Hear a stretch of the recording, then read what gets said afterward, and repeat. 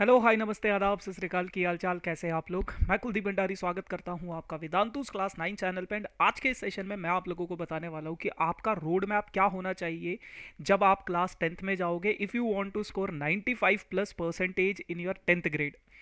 तो यार 2025 में आप अपना एग्ज़ाम लिखोगे 10th ग्रेड का, और अभी से अगर आप इन कुछ चीज़ों को इन कुछ बातों को ध्यान में रखोगे तो आपका क्लास 10th का जो जर्नी है वो काफ़ी ज़्यादा स्मूथ हो जाएगा।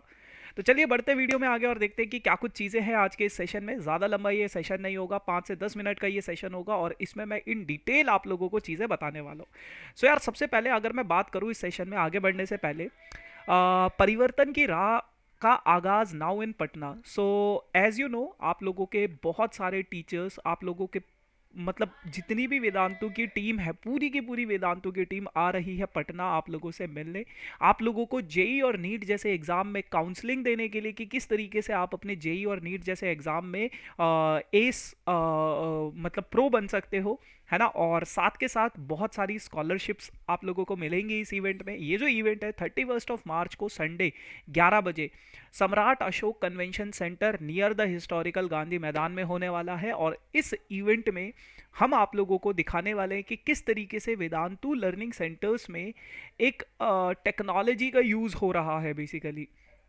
जैसे जितने भी हमारे सेंटर्स हैं, पहली बार इंडिया में ऐसा हो रहा है कि जो ट्रेडिशनल मेथड है उससे हट के हम टेक्नोलॉजी का यूज़ कर रहे हैं ऑफलाइन सेंटर्स में, जहाँ पे हर एक बच्चे का, चाहे वो आगे बैठता हो पीछे बैठता हो, किसी भी बच्चे का ध्यान किस तरीके से रखा जाएगा, हर एक बच्चा एक्टिवली पार्टिसिपेट कैसे कर सकता है विद द हेल्प ऑफ क्लिकर्स।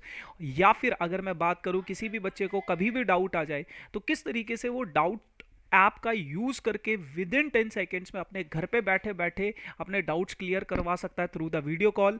और उसके साथ साथ अकेडमिक मेंटोर का क्या रोल रहेगा, पेरेंट्स किस तरीके से अपने बच्चे का परफॉर्मेंस ट्रैक कर सकते हैं, साथ के साथ बच्चा अपना किस तरीके से एनालाइज कर सकता है परफॉर्मेंस का, वो सारे के सारे फीचर्स हम इस लर्निंग सेंटर में इस इवेंट में आप लोगों को दिखाने वाले वेदांतु लर्निंग सेंटर्स के। ठीक है, तो हमारा एक टैगलाइन है, अब बढ़ेगा अब बदलेगा पटना के पढ़ने का तरीका, बिकॉज ऐसा आज तक कभी किसी भी इंस्टीट्यूट ने नहीं किया है। सो वी बिलीव कि with the help of technology we are going to rock in this. So make sure कि यार आप लोग इस इवेंट में ज़रूर आना। इस वीडियो के डिस्क्रिप्शन में एक लिंक होगा, उस लिंक पे जैसे ही आप लोग करोगे खुद को रजिस्टर करना पड़ेगा आपको पटना वाले इवेंट के लिए। तो मेक श्योर कि आप लोग पटना वाले इवेंट के लिए खुद को रजिस्टर ज़रूर कर देना। चलो, अब अगर मैं बात करूं इंट्रोडक्शन की, द सीबीएसई क्लास 10th जो है, मतलब बेसिकली आपको क्या क्या चीज़ें बातें ध्यान में रखनी है। तो सबसे पहले तो आप लोगों को सिलेबस की अंडरस्टैंडिंग होनी चाहिए। तो सबसे पहले आप लोग अपने सिलेबस को एक बारी गो थ्रू कर लो, अपने सिलेबस को देख लो कि क्या क्या चीज़ें आप लोगों के पास आ रही है। कुछ बच्चे पुरानी वाली एनसीईआरटी यूज़ करते हैं तो वो डिलीटेड पार्ट भी पढ़ लेते हैं। डिलीटेड पार्ट नहीं पढ़ना, अपना सिलेबस को अच्छे से समझो। उसके बाद जो सब टॉपिक्स है उन सब टॉपिक्स का डेप्थ में डिटेल्ड एनालिसिस करो, डिटेल्ड में प्रायोरिटाइज करो कि कौन सा टॉपिक मुझे आता है, कौन सा टॉपिक मैंने 9th ग्रेड में भी पढ़ा है तो मेरे लिए शायद ईजी होगा, या फिर कौन से ऐसे टॉपिक्स है जो मेरे लिए नए हैं तो उनमें थोड़ा ज़्यादा टाइम हमें इन्वेस्ट करना है ना। उसके बाद start early, divide your study in part. देखो बहुत सारे बच्चों का रहता है कि वो बिल्कुल मतलब स्टार्टिंग में बिल्कुल नहीं पढ़ते और फिर एंड में बहुत ज़्यादा मतलब इधर उधर दौड़ने की कोशिश करते हैं। तो आपको एकदम स्टार्टिंग से थोड़ा थोड़ा थोड़ा थोड़ा करके मेंटेन करके पढ़ते रहना है। बिकॉज अगर लास्ट टाइम पे आप सारा का सारा बर्डन दे दोगे तो आप लोग कुछ नहीं कर पाओगे। सो मेक श्योर कि आप लोग स्टार्टिंग से थोड़ा थोड़ा धीरे धीरे पढ़ते रहो चीज़ों को, और आप लोगों की प्रिपरेशन जो होगी वो एट द एंड सुपर्ब होने वाली है।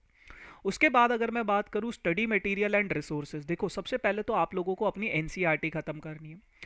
वो कोई भी सब्जेक्ट हो, सबसे पहले आपको अपना एनसीईआरटी अच्छे से प्रिपेयर कर लेना है। उसके बाद आप कोई भी रेफरेंस बुक यूज़ कर सकते हो। जैसे अगर मैं मैथ्स में बात करूँ तो R D Sharma, R S Agarwal, इस तरीके की रेफरेंस बुक्स आप यूज़ कर सकते हो। और अगर मैं बात करूँ at the and online resources, जैसे कि यूट्यूब हो गया, यूट्यूब को सही तरीके से यूज़ करो। अपने थ्रू आउट दी जर्नी आप किसी एक या दो, मैक्सिमम दो से ज़्यादा चैनल से मत जुड़ना, है ना, क्योंकि मल्टीपल चैनल्स हैं, दुनिया भर के लोग पढ़ाते हैं। लेकिन जहाँ पे आपका ट्यूनिंग सेट हो रहा है आप उन्हीं चैनल्स पे उन्हीं टीचर से अच्छे तरीके से पढ़ना। पूरे साल भर उन्हीं को फॉलो करना, क्योंकि अगर आप कुछ यहाँ से पढ़ोगे, कुछ वहाँ से पढ़ोगे, कुछ यहाँ से पढ़ोगे, तो आप कंफ्यूज हो जाओगे और आपको एट दी एंड कुछ नहीं मिलेगा। तो मेक श्योर कि आप लोग सिर्फ एक ही जगह से जुड़े, है ना। इट डजेंट मैटर आप यहाँ पे हो, कहीं और हो, कहीं पे भी हो, सिर्फ एक ही चैनल को आप लोग फॉलो करो, ठीक है। एक ही टीचर को बेसिकली फॉलो करो, या मैक्सिमम दो। इफेक्टिव स्टडी प्लान, उसके बाद आप लोगों को टाइम मैनेजमेंट करना आना चाहिए, है ना। टाइम मैनेजमेंट एग्जाम टाइम पे ना, टाइम मैनेजमेंट का बहुत ज़्यादा इंपॉर्टेंट रोल होता है। तो जब आप अपने हर एक टॉपिक में, हर एक सब्जेक्ट को अच्छे तरीके से मैनेज कर पाओगे, तो वो एग्जाम में भी आपकी हैबिट बन जाएगी। तो आपको हर एक सब्जेक्ट को, क्योंकि यार 10th ग्रेड में सभी सब्जेक्ट इंपॉर्टेंट होते हैं, तो आपको हर एक सब्जेक्ट को equal equal amount of time देना है। कि जैसे मेरे पास फिजिक्स है, केमिस्ट्री है, मैथ्स है, या फिर अगर आपको ऐसा लगता है कि जिस सब्जेक्ट में मैं थोड़ा वीक हूँ, उस सब्जेक्ट में मुझे थोड़ा ज़्यादा टाइम इन्वेस्ट करना है। दूसरी चीज़ कंसिस्टेंसी, कंसिस्टेंसी का होना बहुत ज़रूरी है, because consistency is the key to success. तो जितना आप कंसिस्टेंट रहोगे अपने एग्जाम्स में, अपने अपनी स्टडी को लेके, उतना इफेक्टिव आप लोगों का प्रिपरेशन चलता रहेगा। ये नहीं कि आज कर लिया फिर कल 2-4 दिन तक बस हो गया, अब नहीं करना है। तो कंसिस्टेंट होना बहुत ज़्यादा ज़रूरी है, ठीक है। वंस अगेन गाइस, जिन बच्चों ने अभी ज्वाइन किया है, जितने भी बच्चे यहाँ पे इस वीडियो को देख रहे हैं, जो भी बच्चा पटना से है, तो पटना 31 मार्च को 11 बजे सम्राट Ashok convention centre near the historical Gandhi मैदान, वेदांतु की पूरी टीम आ रही है आप लोगों से मिलने, है ना। जहाँ पे हम आपको जेई और नीट जैसे एग्ज़ाम में सेलेक्ट होने का एक सीक्रेट फार्मूला बताएंगे, बहुत धमाकेदार कैरियर काउंसलिंग कराएंगे आपकी, और इंडिया के टॉप टीचर से मिलने का आप लोगों को मौका मिलेगा, ठीक है। और इसके अलावा वेदांतु की गुडीज़ भी आप लोगों को मिलेंगी, ठीक। चलो, तो डिस्क्रिप्शन में लिंक है, मेक श्योर कि आप लोग उस लिंक के थ्रू खुद को रजिस्टर ज़रूर करना।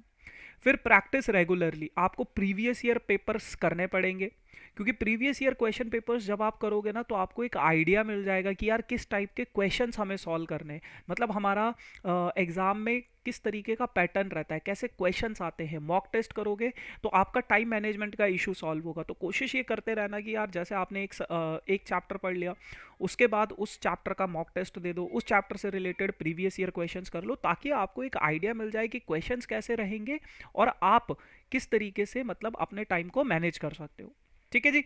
चलो, एट दी एंड जो सबसे इंपॉर्टेंट चीज़ है वो है एनालाइज योर परफॉर्मेंस। आप जब भी कोई टेस्ट देते हो, जब भी कोई मॉक टेस्ट दोगे, तो ये नहीं कि बस दे दिया, उसके बाद you have to analyse your performance also. आप अपनी परफॉर्मेंस को एनालाइज करो कि यार कौन से मेरे स्ट्रॉन्ग एरियाज है, कौन से मेरे वीक एरियाज है, कहाँ पे मुझे ज़्यादा मेहनत करने की ज़रूरत है, कहाँ पे मुझे कम मेहनत करने की ज़रूरत है, कहाँ पे मैं स्ट्रगल कर रहा हूँ। तो ये सारी की सारी चीज़ें आप लोगों को देखनी पड़ेंगी, ठीक है जी। चलो, so yes guys, this is all about for this session. बाकी all the very best, and like share and subscribe. Bye bye.